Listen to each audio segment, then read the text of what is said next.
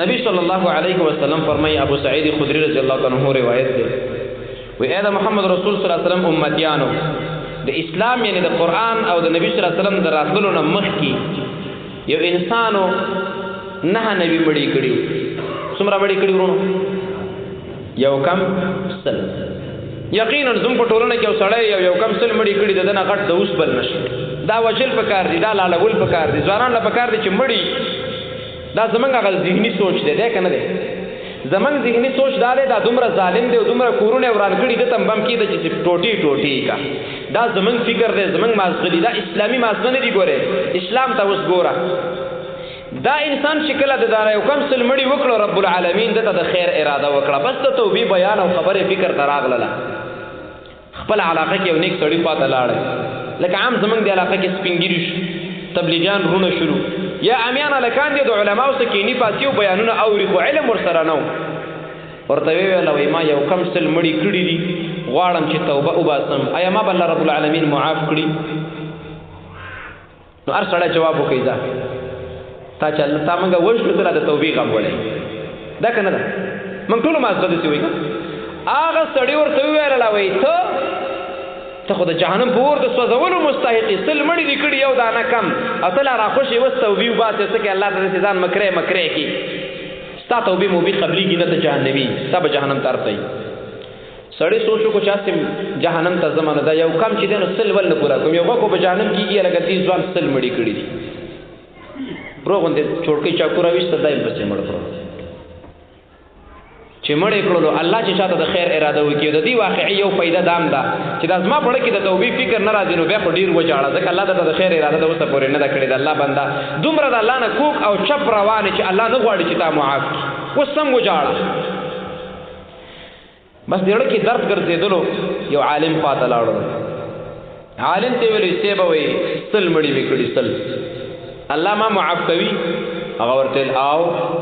توبه وی دی دا چې مخکې د غرونو مر ګناهونه کړي قتل دې کړي ظلم دې کړي دا چې څه قسمه رابې توب دې تا کړي نو دا توبه صابون دې بس چې ته په دا وه هغه خیره ختمي کی بیا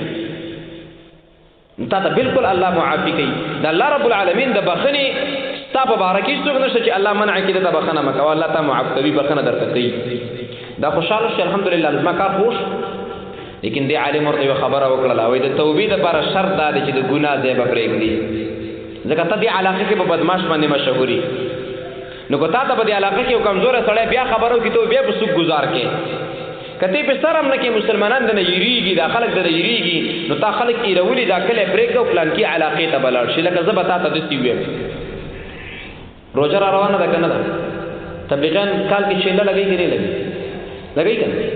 بستر را واخلا او ټول جمعهتونو کې درس کیږي سل طالبان نور او یو سل یو نمبرې تشولي دی جمعات کې درس کیږي قرار بستر راوړه تملا شیخ مسیح الله حفظه الله کوي الته ورشه شیخ خوشحال خان کوي ولله الحمد سپیکر دمنې په دی ورځ انده طریقه ده کنه دا د کور ماحول د کلی ماحول د فرید اولاد شو بهر حال دا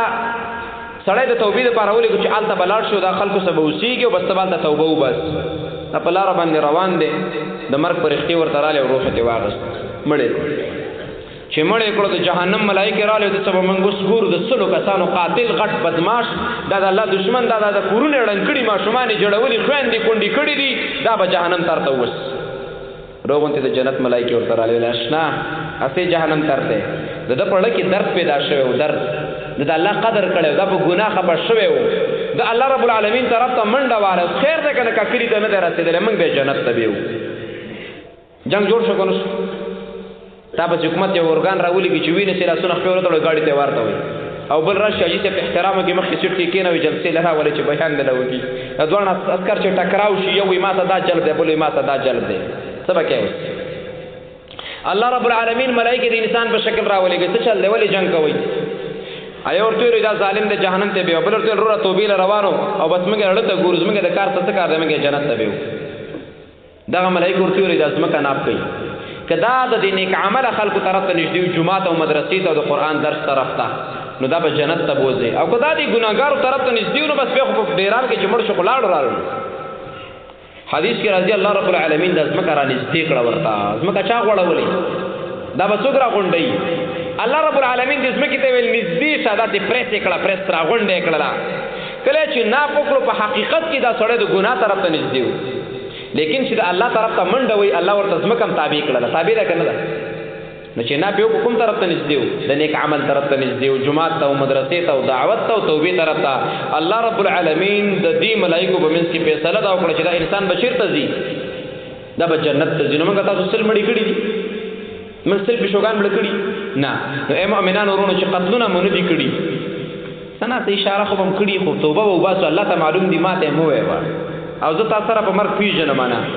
ځکه افغانستان د خامخا چا په سنت ګټکی ورارته دي الله دې معافي وکړي الله دې معافي وکړي نورونو راشي اغه رب العالمین